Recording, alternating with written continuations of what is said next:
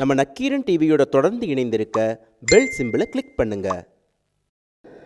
நான் பள்ளியில் படிச்சுக்கிட்டு இருக்கிற காலத்தில் பராசக்தி படம் வெளியானது. தமிழ்நாட்டையே திரையுலகத்தையே புரட்டி போட்ட படம் பராசக்தி. நல்லா கைதட்டலாம். அப்போ தான் எங்களுக்குலாம், ஏன்னா நாங்கள் சினிமாக்காரங்க இந்த கைதட்டல் விசில் சத்தம் ஊயினா தான் ஏதோ பேச்சு வரும். இவ்வளவு அமைதியாக இருந்துட்டீங்கன்னா பேச்சே வராது. ஏன்னா மேடையில் இருக்கிறவங்கெல்லாம் பெரியவங்க, நீங்களும் பெரியவங்க மாதிரி இருந்துட்டீங்கன்னா நாங்கள் பேச்சே வராது. ஐயோ அப்படின்னு. அதே அந்த படத்தை போய் பார்த்தா அவ்வளவு வசனம். வசனம் என்ன? இழிச்சி ஊட்டுகிற வசனம், விழிப்பூட்டுகிற உணர்ச்சி. சினிமாவில் இப்படிலாம் எழுத முடியுமா என்று கேட்கிற வசனம். அந்த வசனத்தை நம்முடைய அண்ணன் நடிகர் திலகம் சிவாஜி கணேசன் மெருகேற்றி நடித்து கொடுத்தார்கள். அப்போ என்ன மக்கள் பேசுகிறாங்க தெரியுமா? பராசக்தியினுடைய வசனம் சிறப்பா, சிவாஜி கணேசனுடைய நடிப்பு சிறப்பான்னு பட்டிமன்றமே நடந்த காலம் அந்த காலம். அந்த காலத்தில் நான் போய் பராசக்தி எத்தனை தடவை பார்த்தேன்னே தெரியாது.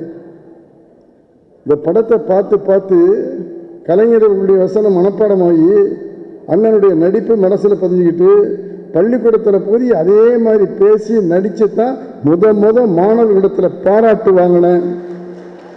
அந்த பாராட்டு வாங்கின விளைவு தான் நான் சினிமாவுக்கு வரணும், கலைத்துறையில் ஈடுபடணுங்கிற எண்ணத்தை என் மனசில் பதிச்சது கலைஞருடைய வசனம் தான்ங்கிறத உங்கள் இடத்துல இந்த நம்முடைய கலைஞர் அரங்கத்தில் பதிவு செய்ய ஆசைப்படுறேன் நன்றியோட. ஆகவே பராசக்தி படத்தை பார்த்துவிட்டு திரையுலகுக்கு வந்த இளைஞர்கள் தான் அதிகம். இன்றைக்கு தமிழகத்தில் இருக்கிற பல எழுத்தாளர்கள், பல கவிஞர்கள் கலைஞருடைய அடியை உற்றி வருகிறார்கள் என்றால் அதற்கு காரணம் கலைஞருடைய எழுத்தும் பேச்சும் செயலும் தான் என்பதை நன்றியோடு அந்த இளைஞருடைய சார்பில் உங்களிடத்தில் தெரிவித்துக் கொள்ள ஆசைப்படுகிறேன். 1950 மாடர்ன் தேட்டர்ஸ் சுந்தரம் உங்களுக்கெல்லாம் தெரியும்.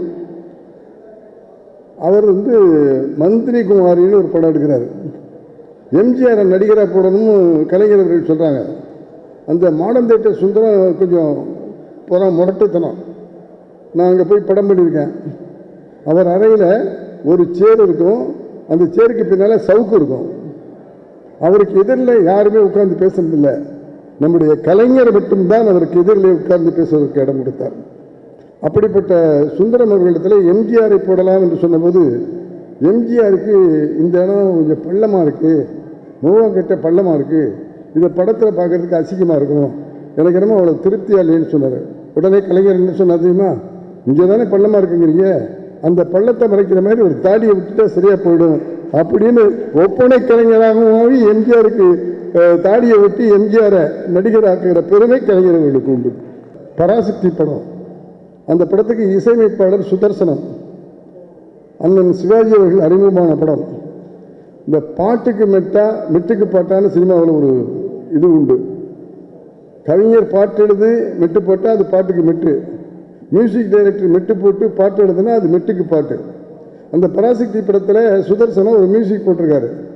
அந்த மியூசிக்கு ஒரு கவிஞர் பாட்டு எழுத வந்தார். அந்த மியூசிக்கு பாட்டு எழுத முடியல, அதே மெட்டுக்கு அவரால் பாட்டு எழுத முடியல. அது ஒரு இந்தி படத்தினுடைய டியூன். அப்போ கலைஞர் பாட்டு எழுதியாச்சா அப்படின்னு கேட்டபோது, இல்லை அவருக்கு அந்த வார்த்தைகள் அவருக்கு போட வரல. அப்படியா, அந்த தத்தகரத்தை கொடுங்க, அந்த மியூசிக்கையும் கொடுங்க அப்படின்னு வாங்கிட்டு போனார். மாலையில் பாட்டோடு கவிஞர் வந்தார் என்பதை உங்களிடத்தில் பகிர்ந்து கொள்ள ஆசைப்படுகிறேன். அந்த பாட்டு உங்கள் எல்லாருக்குமே தெரியும்.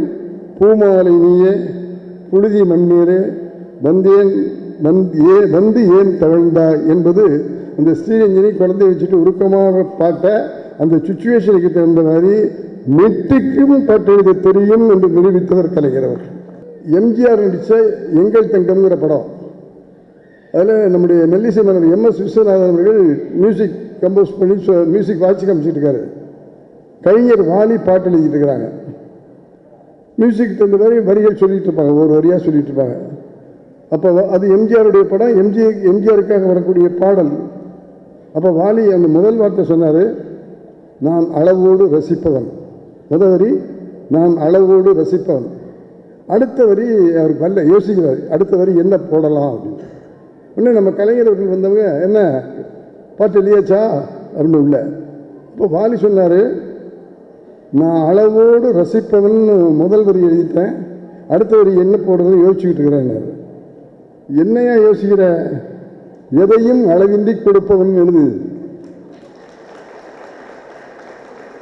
நான் அளவோடு ரசிப்பவன், நான் எதையும் அளவின்றி கொடுப்பவன் அப்படியே எம்ஜிஆர் சொன்னால் சரியாக இருக்கும் போடுன்னு சொல்லிட்டு போயிட்டாரு. அந்த பாட்டு பதிவாகி எம்ஜிஆர் அவர்கள் கேட்டார்கள். கேட்கும்போது வாலி சார் பக்கத்தில் இருந்தார்.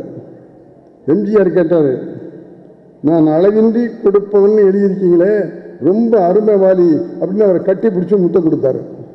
உடனே வாலி சொன்னார், எனக்கு கட்டி பிடிச்சி முத்தம் கொடுக்கக்கூடாது, இந்த வார்த்தையை சொன்ன ஒரு கலைஞர், அவருக்கு தான் நீங்கள் முத்தம் கொடுக்கணும் அப்படின்னு எம்ஜிஆர் சொன்னோன்னே வாலி சார் சொன்ன, நான் போய் அவர்கிட்ட சொல்லிடுறேன்னு சொல்லி சொன்னாரா.